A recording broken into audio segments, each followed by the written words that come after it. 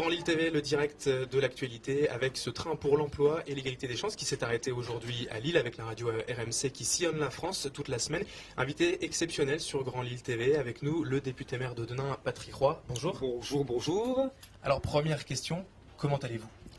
Alors je vais pas très bien, mais je vais bien. C'est-à-dire que je ne suis pas guéri, mais je suis sur une pente positive et j'ai mon infirmière près de moi, donc tout va bien. Malgré tout, vous avez repris le travail et les séances à l'Assemblée nationale. Oui, j'ai repris le travail à la mairie fin février et j'ai repris ma première séance à l'Assemblée mardi dernier. C'était d'ailleurs très émouvant, on a vu les images un peu partout sur toutes les télés.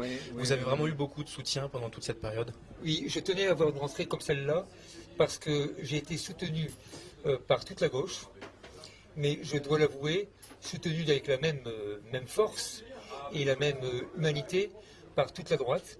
Et donc je ne voulais pas rentrer en reprenant mon rôle d'opposant. Donc je voulais dire merci d'abord, dire merci, et de dire qu'au-delà des oppositions, on est quand même ici dans un pays où la démocratie fonctionne bien. Malgré tout, un opposant, vous allez la rester pour les mois à venir. Je vous confirme que sous forme d'humour, je leur ai dit, c'est bon pour une séance. Et que donc, dès mon vrai retour, donc aujourd'hui, demain, je reprends mon vrai rôle d'opposant. D'accord. Alors justement, votre rôle d'opposant aujourd'hui, il a une vraie valeur vu les résultats d'élections cantonales.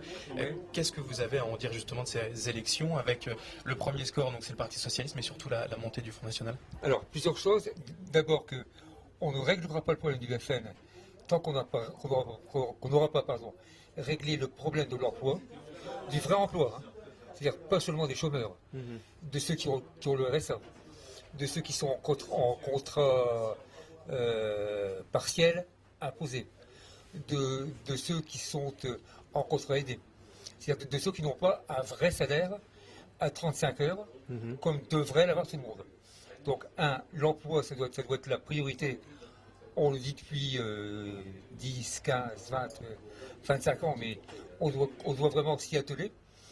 Et deuxièmement, de dire que je suis outré de voir que des candidats fantômes ont réussi à faire des scores aussi imposants dans le canton qui est le mien. Qu'est-ce que vous appelez des candidats fantômes? Des candidats du FN qui ne diffusent même pas leurs photos, qui n'ont pas de programme, qui laissent la photo de Marine Le Pen, et qu'on ne connaît pas le candidat FN qui a terminé second. Je ne sais pas à quoi il ressemble.